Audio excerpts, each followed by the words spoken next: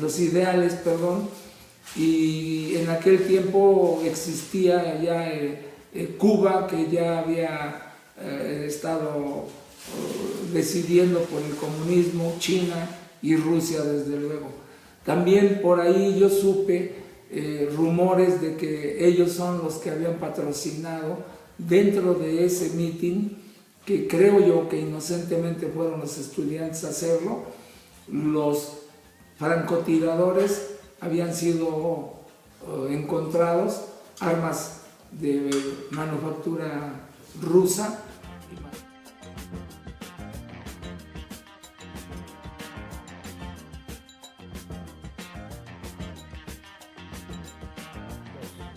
Buenos días, hoy nos encontramos con la señora Sonia Fabiola López Curiel, la cual nos dará su testimonio sobre los sucesos ocurridos el 2 de octubre de 1968.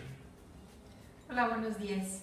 El testimonio que yo tengo por parte de lo que me cuenta mi madre, yo todavía no nacía, es que mi papá trabajó por muchos años en esos locales que están debajo de los multifamiliares ahí en Tlatelolco, frente a la explanada.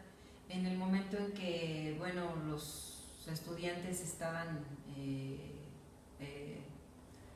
juntándose en la explanada, pasaron algunos tal vez unos minutos, algunas horas, no estoy muy bien segura. Les dieron al ejército la orden de que tenían que disparar contra los estudiantes.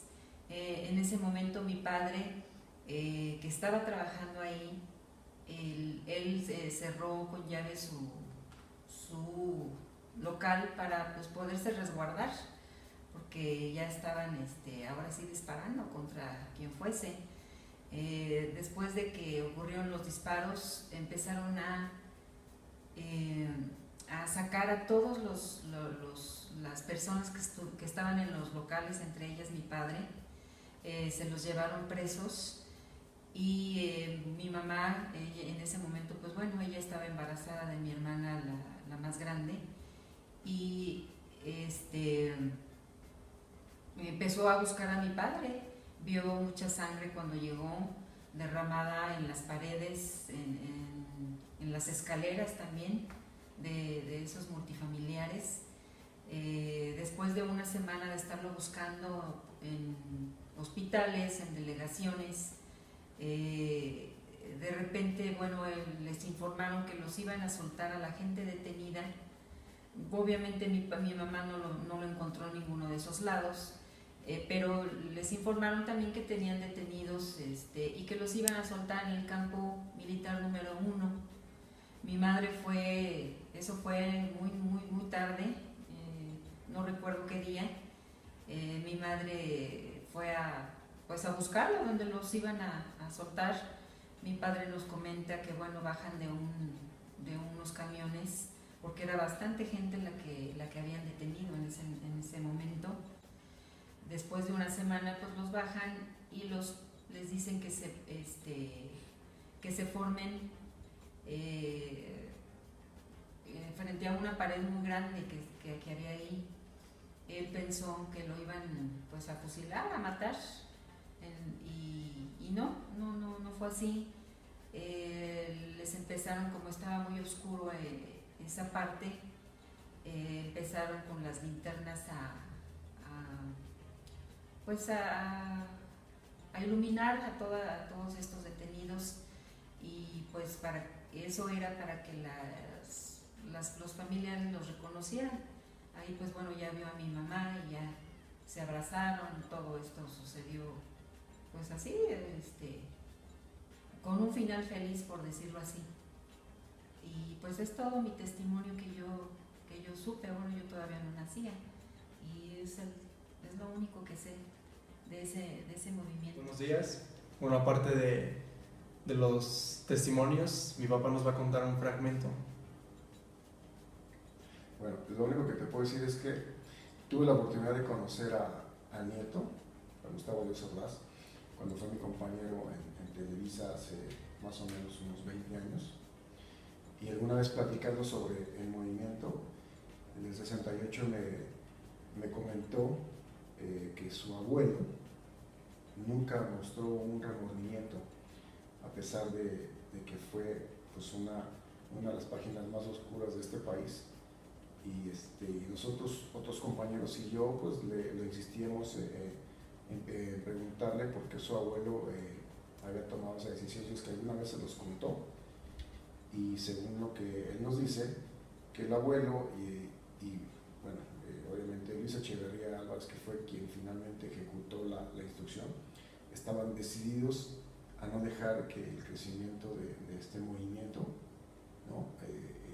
Se llevara más allá de lo que fue, pero pues nunca se imaginaron las repercusiones sociales que tuvo más adelante. Es lo que te puedo decir, que pues esta familia nunca demostró ningún remordimiento sobre lo que sucedió, nunca se dio ni siquiera idea del alcance del mal que le hicieron a toda esa gente involucrada. Muchas gracias. Señora Evangelina Vázquez, que nos va a relatar un poco de lo que vivió en el 68 en la matanza de Tlatelolco. Bueno, pues lo que se vio en esos tiempos, que los estudiantes hacían mitis reclamando sus derechos para tener más oportunidades en las escuelas. Todos lo citaron en la Plaza de las Tres Culturas, y ahí había muchos estudiantes, y fue cuando, como eso de las 7, 8 de la noche, los atacaron por tres fuegos, que eran los del guante blanco.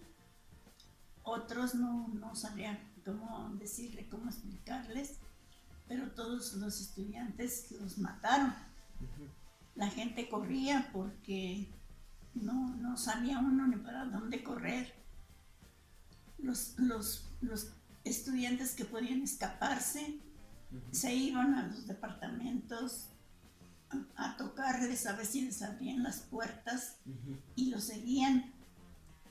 Los soldados los seguían y los mataban ahí, y ahí los dejaban y seguían buscando por los departamentos, y en alguna ocasión encontraban a unos que los protegieron ahí mismo, y abrieron a la fuerza y los sacaron, los mataron, y hasta las personas que los habían ayudado también las mataban. De ahí toda la gente corría por todos lados porque no sabían ni se veían ni para dónde, y todos ahí se tropezaban con los cadáveres que ya había ahí tirados, y pues la gente espantada corría para todos lados, no sabía uno ni para dónde se metía uno. Y después, para el otro día que ya amaneció, ya no había nada, habían lavado todo. Y no sé, los cadáveres no se sabía dónde los habían ido a tirar o quién los recogió, nadie se dio cuenta, hasta que los papás de los estudiantes empezaban a buscarlos, a reclamarlos, y de ahí pues nosotros ya no supimos nada. Ya de ahí, con eso de las Olimpiadas, el presidente quedó limpio, porque ya no quería decir nada de eso. No se volvió a hablar de ellos hasta después. Las personas que eran sus hijos, entonces ellos reclamaban por sus hijos que habían perdido. Eso es lo que aún recuerdo de haber visto, lo que pude ver, porque casi no se veía mucho. Entonces eso fue todo. Por lo que yo recuerdo, eso fue todo. Muchas gracias. En 1968 se abrió el más grande movimiento estudiantil, donde miles de jóvenes lucharon por su libertad, siendo conscientes de las consecuencias a las que se enfrentaban. Este movimiento fue un acto de injusticia del gobierno hacia los estudiantes, fue una masacre. ¿Qué seguridad tenían los ciudadanos de vivir en su país, siendo que se debían de proteger de los que se suponía que los iban a proteger? No había ni fe ni amor por la nación. Y hasta la fecha el gobierno se sigue equivocando, sigue teniendo errores, lo cual hace a que los ciudadanos mexicanos sigamos desconfiando de ellos. Gracias. Sí. Yo no creía en él, yo no creía en ese movimiento que surge a partir del enfrentamiento de dos muchachos que se pelean por cosas baladís, cosas de jóvenes, de adolescentes. Eran alumnos de una preparatoria ochenterena que estaba por la avenida Chapultepec, muy cerca de Televisa, por cierto. Televisa Chapultepec, y muy cerca de la Ciudadela, que también está en la calle de San Enrico Martínez, y Valderas, están a 3 cuadras de distancia más o menos esas escuelas. Entonces entre muchachos surge este pleito, luego trasciende a la palomilla de cada uno de esos jóvenes preparatorianos o de secundaria, y esto se hace una bola, y aprovecharon infiltrados, gente que venía con esa consigna de indoctrinar y de aleccionar a los muchachos para multiplicar ese movimiento que viene importado de Europa, porque este movimiento se da en esa generación tras los países, tras la cortina de hierro. Entonces es importado. A nosotros nos llega directamente de Francia, directamente. Entonces el mundo tenía puestos los ojos en México, porque fue el año en que se llevaron los Juegos Olímpicos en México. No recuerdo el número de los Juegos Olímpicos que se realizaron aquí, pero para más señas recuerdo que fue el 12 de octubre cuando se inician los Juegos Olímpicos en México. A los 10 días de que hubo el movimiento de Tlatelolco, el 12 de octubre de 1968, en ese año, 10 días antes. Entonces en México se tenía la obligación de que el país estuviera en calma, puesto que venían, aparte de los deportistas, se esperaba una gran derrama de dinero por los turistas que iban a venir a los Juegos Olímpicos, porque los Juegos Olímpicos generan un movimiento turístico. Después anotar a los estudiantes, de ninguna manera era la intención. Esto surge porque algunos muchachos preparados que eran del batallón Olimpia, que van con la mano vendada, también participan policías judiciales federales, policías judiciales del Departamento del Distrito Federal, la policía de la Ciudad de México de aquel entonces, también participan para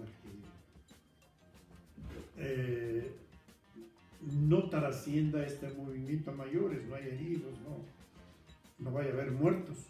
Y precisamente hubo alguien que provocó desde uno de los departamentos